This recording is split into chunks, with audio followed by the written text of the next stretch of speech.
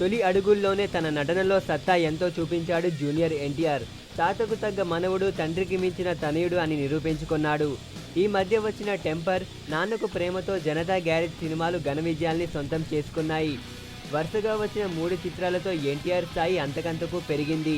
జనతా గ్యారేజ్తో ఘన విజయాన్ని సొంతం చేసుకున్న జూనియర్ ఎన్టీఆర్ ఆ తరువాత అసలే మాత్రం తొందరపడలేదు. పలువురు స్టార్ దర్శకులు కథలు వినిపించినా ఎన్టీఆర్ ఆచితూచి నిర్ణయం తీసుకున్నాడు. యువ దర్శకుడు బాబీ చెప్పిన కథకే ఓకే చెప్పేశాడు జూనియర్ ఎన్టీఆర్.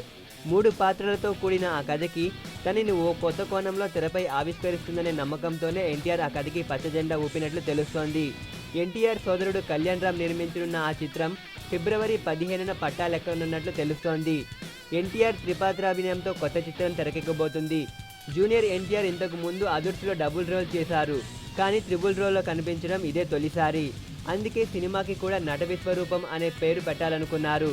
కానీ ఇప్పుడు జై లవకుశ అనే పేరు వినిపిస్తోంది. జై లవకుశ అనే 3 పాత్రలతో కూడిన చిత్రం కాబట్టే ఆ పేరును ఫిక్స్ చేసే ఆలోచనలో చిత్ర బృందం ఉన్నట్లు తెలుస్తోంది. యువ దర్శకుడు బాబీ తెరకెక్కించనున్న కొత్త చిత్రం తర్వాత ఎన్టీఆర్ మళ్ళీ అగ్ర దర్శకులతో జట్టు కట్టే అవకాశాలు కనిపిస్తున్నాయి.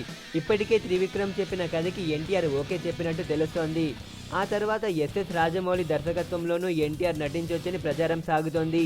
ఇది ఇప్పటి వరకు ఉన్న అప్డేట్స్. ఈ వీడియో మీకు నచ్చితే లైక్ చేయండి.